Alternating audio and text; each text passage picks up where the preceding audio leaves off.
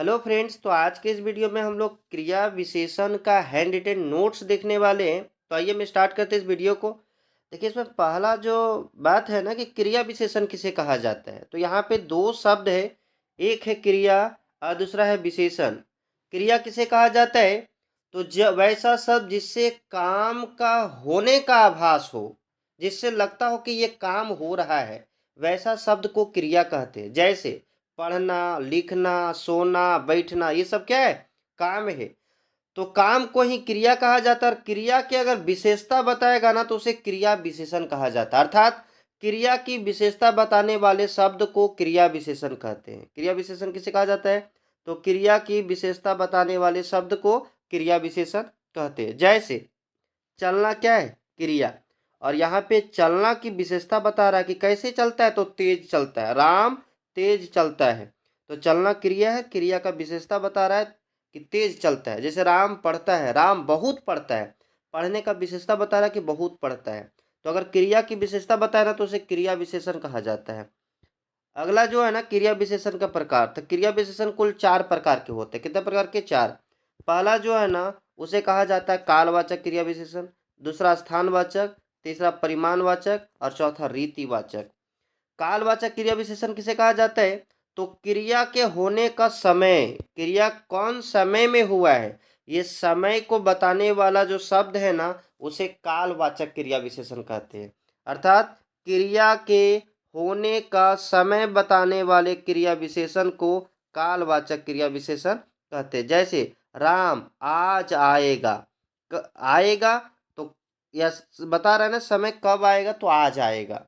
कब लगा के क्वेश्चन पूछेंगे, आंसर आएगा इसमें, वही हो जाएगा कालवाचक क्रिया विशेषण। जैसे कल, सप्ताह, वर्ष।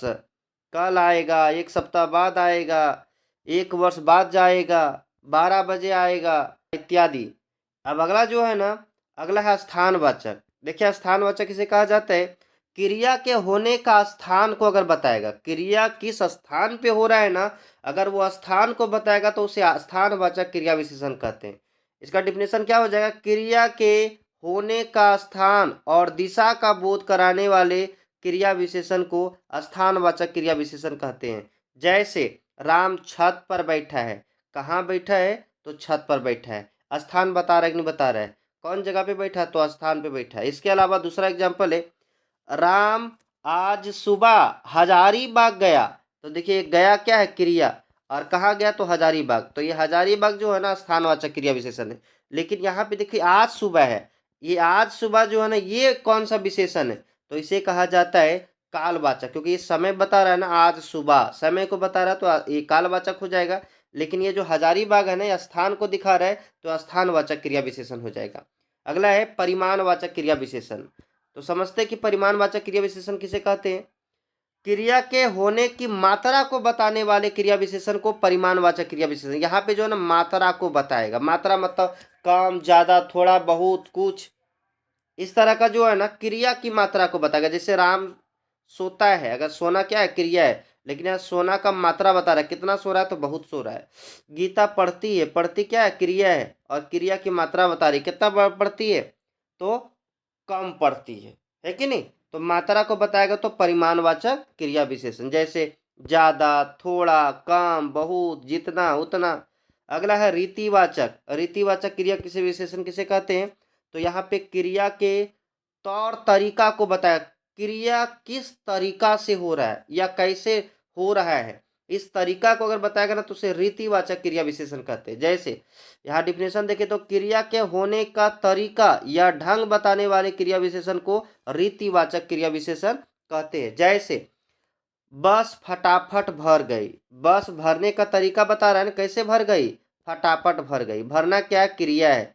और क्रिया के तरीका को बता रही, कैसे भर गई? फटाफट भर गई। जैसे गोलियां धड़ाधड़ चल गई। चलना क्या है? क्रिया है। कैसी चली? तो धड़ाधड़ चली। क्लासरूम खचाखच भर गया है।